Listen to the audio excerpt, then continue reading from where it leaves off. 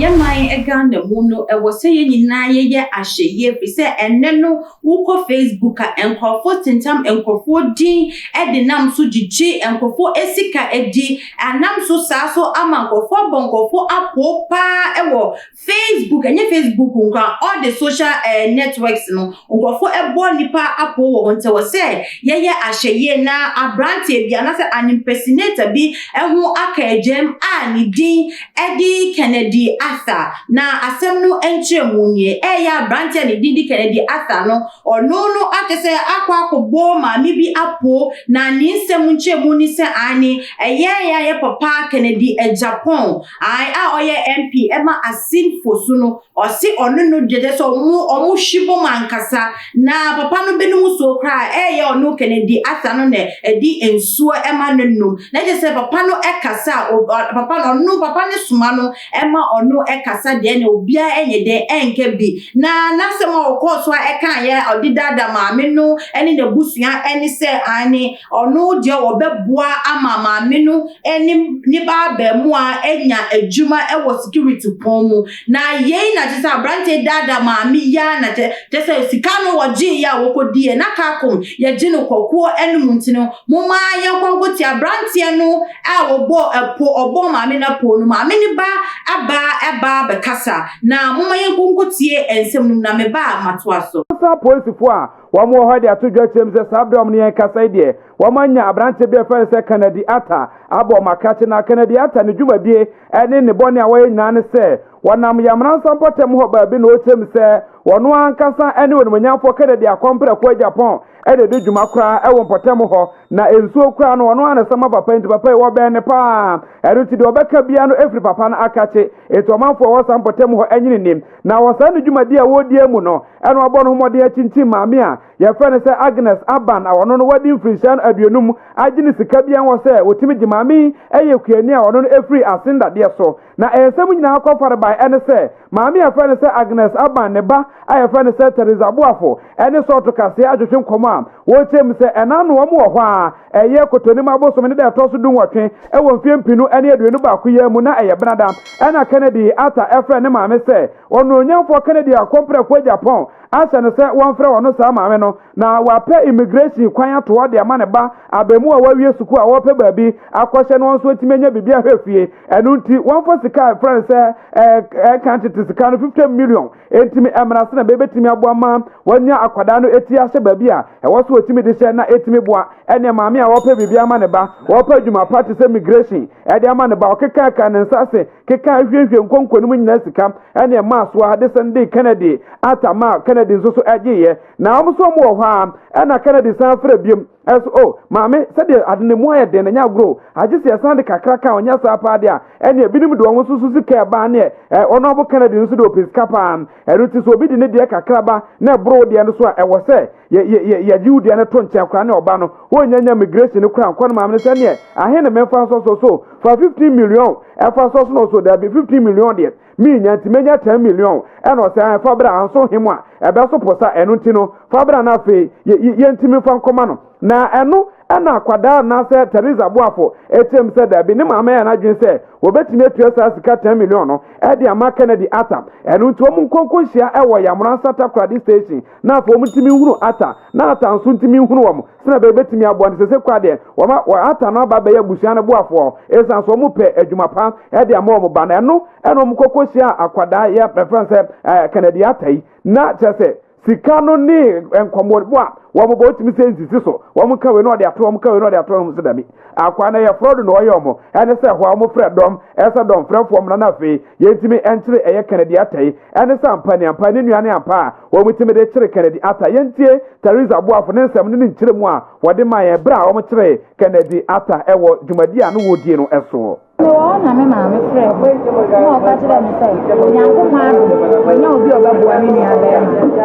nti no so 150 million la nam sia hwan no babua minua akwasi hwan na eboa no mo fi o free Canada Japan na nipa ne frɛ na o ka kyerɛ ne sɛ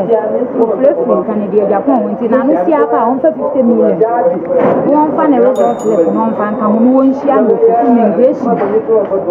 nti me o kakra ne de minima on to so mo ko ba ya o mo di amane ya bɛbɔ me sɛ o mo ko ya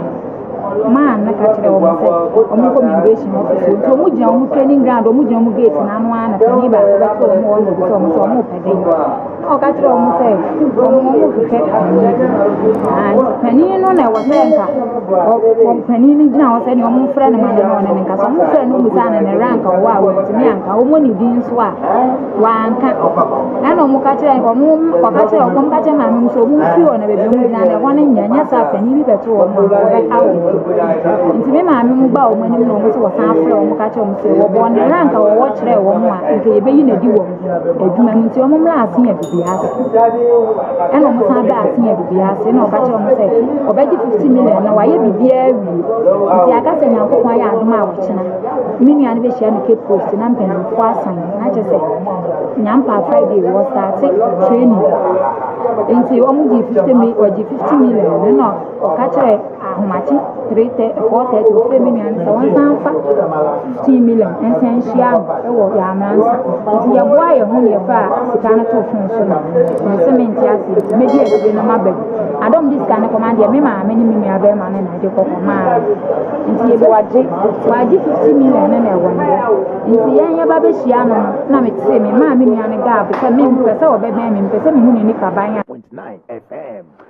Abusia Teresa Boafo na ote so de ensem to dwan ka omo immigration ede ama omoba abrante akwasi na afa akwasi so atimi akọ immigration na for this kaba fie se twom na abusia no so mo atimi ede ne sa fe de wo mo de o ma awra hosem eto dwan no nam so ma ya mransa police pani a wono enso ho Chief Inspector Liberty Kwablan a wo ye oba enso de nsam eto dwan wo chem se ene ya mpa omo cha abrante na wo ya mransa station wa na pese wo mo de asam ne bedan wo so tu so anamon wa ene wo saka branche tiehwe abranche fese Kennedy ata wa beka wo nsa e wo ho ni nyina no ye bone a wadie se de di kan wo ne yenra Kennedy akompre kwa Japan ni office wo pe ene obo na dwuma na enso enya de se ho ene wo ene atikura no maame a wadi mfirihye aduonum waji ni 50 million eso de ne ba be ko immigration wo brenso a wontimi eni sa adwuma na enfam wo mo no wakokodi wo makache sa etesa Chief Inspector Liberty Kwablan in some way at Tuja. We were here yesterday when a lady and a boy came, arrested a suspect to the station. If a report that the guy has frauded them 5,000 Ghana cedi. And then he asked them to bring 1,000 Ghana cedi to meet them at the Yamrasa lorry station. The lady said that the guy is a fraudster. So she accompanied the brother to the station. So they arrested the boy and brought him to the station. So during investigation, the suspect admitted having collected the 5,000 from the small boy with the pretext of securing a job, that is immigration service for him. So the complainant also make allegation that the suspect said he is from Kennedy Japan's office. In his statement, he denied it. So the case is under investigation. We are still investigating. 95.9 FM. Chief Inspector Liberty Kwablan eye oba pani a wono na opiem e wo Yamransa police station perifo a hwaso no woda o munyina ano ene se wote so de nsam tudwa e wo dwuma eye Kennedy ata atimi adi wo mo e wo sampotem ho no emu nsam na afedie ababe wie se police fo akyere no na o police fo akate wo bo amanhwemu so atimi akoso adofo mu nyina motie odue eni emu ensam na ade abrante eyeye ye wo se nyina ye ahye a ebi mu eyusu ministers for din ebi no enye sesenya outside Ghana nkwa na yebo abrofofo apo na